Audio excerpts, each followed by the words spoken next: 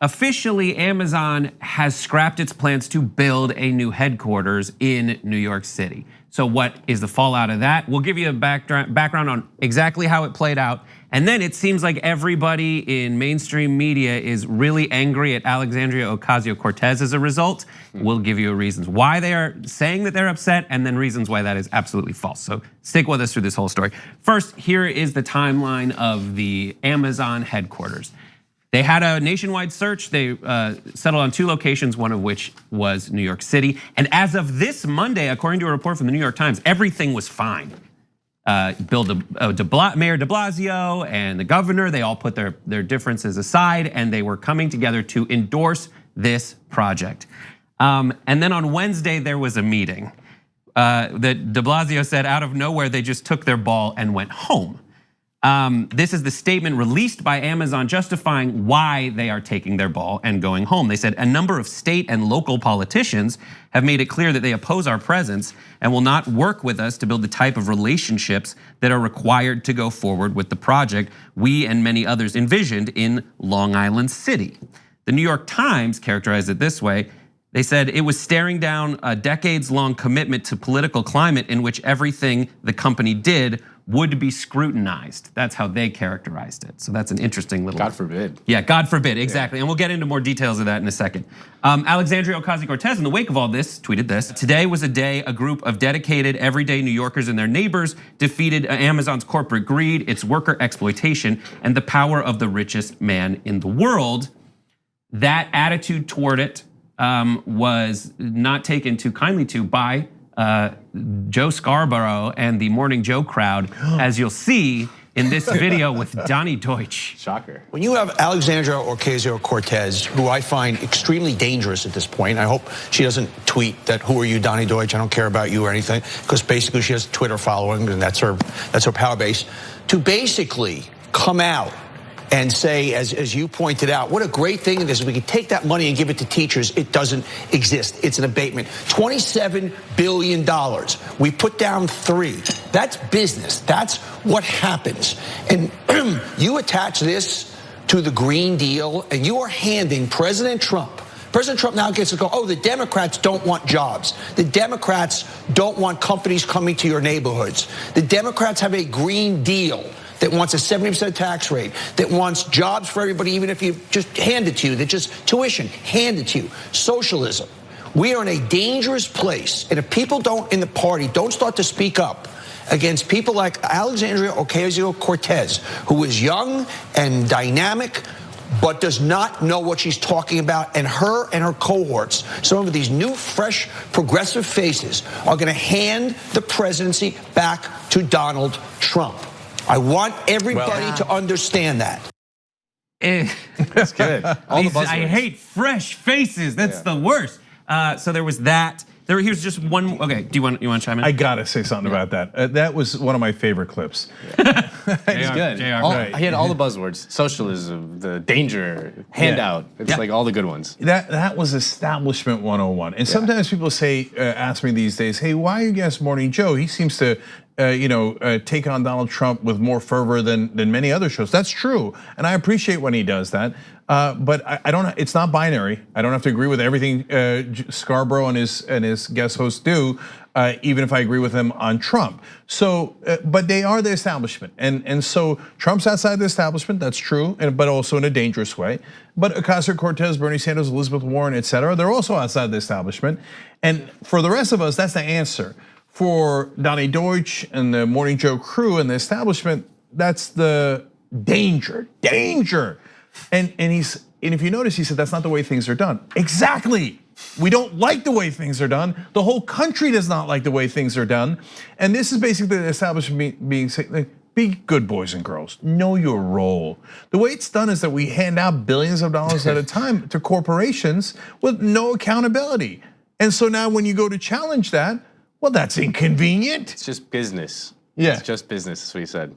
That's right. Well, and if you're a giant multinational corporation, that has been how business goes these days. For a long time, you buy politicians through campaign contributions, etc.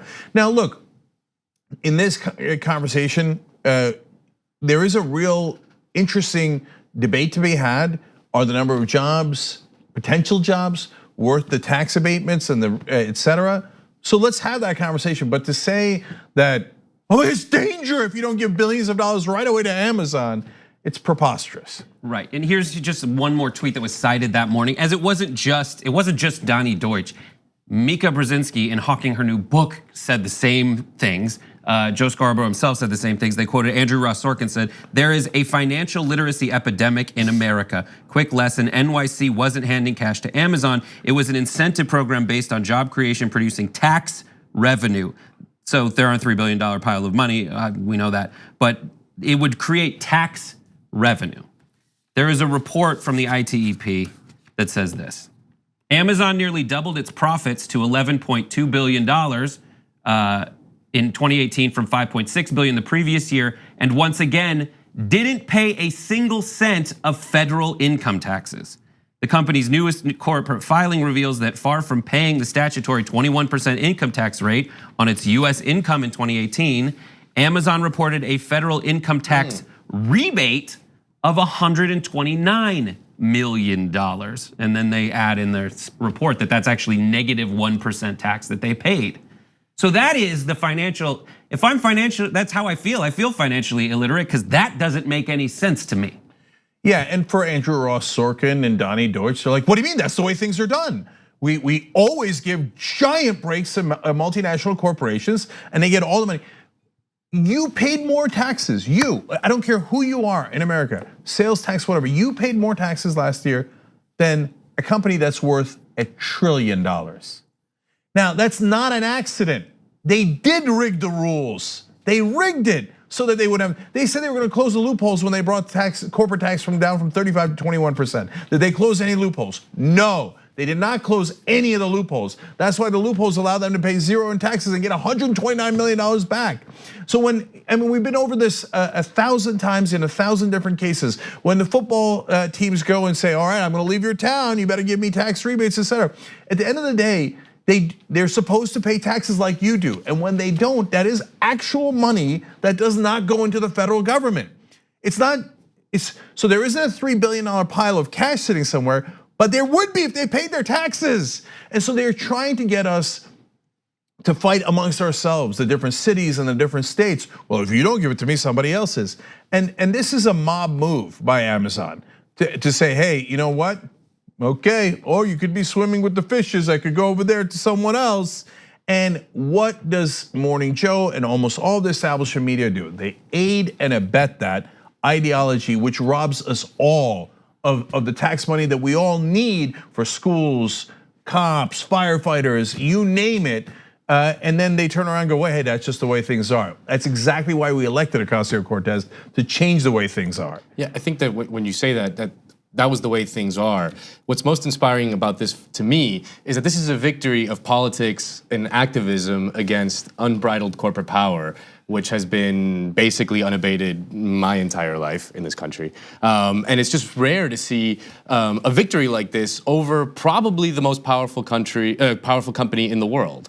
Right, and Amazon, the whole charade, their whole sweepstakes over who was going to get the headquarters was one of the grossest things I've ever seen. I mean, just like basically holding everyone ransom to get as many billions of dollars as possible when they just end up going to New York.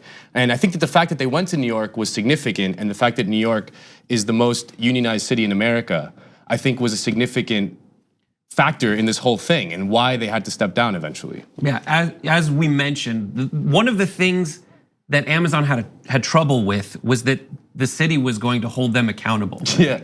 And in the report that we mentioned earlier, they said that originally they were supposed to close a slew of tax loopholes that allow profitable companies to routinely avoid paying federal and state income taxes on almost half their profits. They wanted to incentivize, as you see at the top, better corporate citizenship. So Seattle is where Amazon is based now. And one of the things they also say in this report is when Seattle said, okay, it's time for you to start paying your taxes, Amazon was like, I think we're gonna go look for some other places to go. They literally said, we're going to stop local growth because you want us to start paying more taxes. And you know what those taxes were for, according to this report? To help with the homelessness problem. Why is there homelessness? Because as they tout so proudly, this is gonna raise the property values around New York City, which is already an impossible place to live. And that's great if you're raising property values for homeowners, but the people that these city councilmen and women represent, they're renters. And they're gonna get completely sent to a different category of living, like homelessness, if you raise those property values and they don't have anywhere to live. And then Joe Scarborough goes, oh, but the subway's gonna get better. Cool, they're gonna have to ride the train into town now for a job that they aren't necessarily qualified to have, because these are $150,000 a year tech jobs. There's no way that Bezos is gonna train them for that. He wasn't around. When they hired people to develop Seattle, they brought in an outside developer. They didn't get someone locally. He was never at any of the ribbon cuttings or anything. He didn't give back to the city because they think that's enough. So look, I don't think it's an open and shut case either way. Let's have a real conversation about it instead of basically the television demagoguery that's going on to help and television, what are they? They're multi-billion-dollar corporations, and they're helping another multi-billion-dollar corporation. In fact, $1 trillion corporation with their propaganda. That's why progressives are not allowed on television, because you'd say, well, Donnie, isn't it true that when they asked them to pay taxes later in Seattle, as Brett just pointed out, that's when they threatened to pull out of Seattle, that they never actually wind up paying taxes. Donnie, isn't it true that they didn't pay any federal taxes last year? Instead of, oh, no, you don't want to do that. You just want to say danger, danger to progressive ideas. But if you have the real conversation, look, and there are real progressives on the other side as well, like Bill de Blasio. He's the mayor, he really wanted this done. He's upset that they pulled out. He's upset at Ocasio-Cortez. And so the promise was of 25,000 jobs, which is a significant amount of jobs. But it did cost $3 billion in tax income, and that's real, man. And by the way, one of the top ways that politicians do favors for their donors, and I'm not saying that's what happened with de Blasio or even Cuomo in this particular case, but Cuomo does do this with the real estate all the time, is they go, hey, look, I didn't cost the taxpayers anything. I just gave them a huge tax abatement. And then the real estate companies are like, yes, that greatly increases their profit. And it's a subtle stealth way of doing it. But in this case, is $3 billion, and then by the way, would they demand more? Would they hold the city hostage for more later, worth the 25,000 jobs? I don't know, it's a good question. I'd like someone, if de Blasio is gonna make the case, to show here's how much money that would create, here's how much money it would cost. But nobody does that. Once they all go to their different sides and go, no, it's all wonderful or it's all terrible. Well, the case in Wisconsin with Foxconn, I think, is indicative, right? I mean, it was a very similar scenario as with Amazon. Huge billions of dollars in tax abatements in order to bring Foxconn to Wisconsin. It was going to bring, I don't know, tens of thousands of jobs that they promised, a whole factory there. And then once they got the deal, they just reneged on all their promises. I mean, the the 25,000 jobs that Amazon is supposedly bringing to New York, that's just a promise. You don't really know, they're not held, it's not like they have to actually produce that necessarily. They could easily renege, and then who's gonna remember? The politicians are probably gone by then. It's this very strange scenario in which we're having this debate over these 25,000 jobs, but it's just a promise. It's not actual, it's not proven that that's gonna happen. And that's where the absurdity comes in, Nando, where they say, no, they'll be good corporate citizens. Well, first, Foxconn's not even an American company, it's a Chinese company. They have no obligation to us at all. But Amazon, it's also a multinational company in reality. A company cannot be patriotic. That makes no sense. It's not a person. It doesn't have emotions. It doesn't have feelings. Mitt Romney begs to differ. Right. It has shareholders. I know he would disagree, right? And it has a directive: maximize profit. So if you made a deal with them today, but they're not actually contractually obligated to create X number of jobs, et cetera, they'll just turn around tomorrow and say, wait, my shareholders demand that I create less jobs. I already got my tax breaks. You're on the hook, but I'm not on the hook.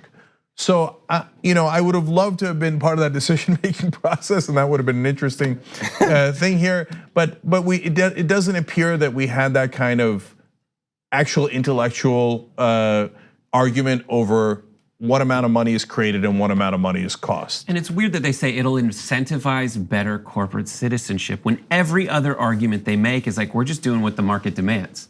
We're dispassionately appraising what is best for us. That is the argument of how capitalism works. And they're not gonna suddenly say, thank you for all this awesome stuff. Of course not, they're making $11.2 billion in profit. You know, it's so very frustrating. Yeah, and so last thing on this is that Amazon partly did this so they could quote unquote teach people a lesson. Okay, oh yeah, you're gonna mess with us, then we'll pull out of your town, and then in their mind you're screwed, right? And we'll bring you to another town, which makes every other town panic. Don't ever challenge corporate power, and so that's the lesson they wanted to teach. Then all of television and all of mainstream media helps reinforce that lesson. Do not ever mess with corporate power. And I guarantee you, one of the things they will do is they will hold this over Ocasio-Cortez's head for the rest of time. They will not give any nuance. They will not give both sides. You will see all the way through the New York Times. From now on, they will always paint it as Ocasio-Cortez costs jobs, okay? And that aids and abets multinational corporations' seizure of power and our government over us, and it enables them to do that. Instead, we need to come up with intelligent ways to end this battle to the bottom, where they pit one of us against another, and they, in essence, have the whole country play the Hunger Games. Two easy ways to follow the Young Turks. One is hit the subscribe button down below, then you're a TYT subscriber, and second is ring the bell. And when you do that on YouTube, you're notified of our videos.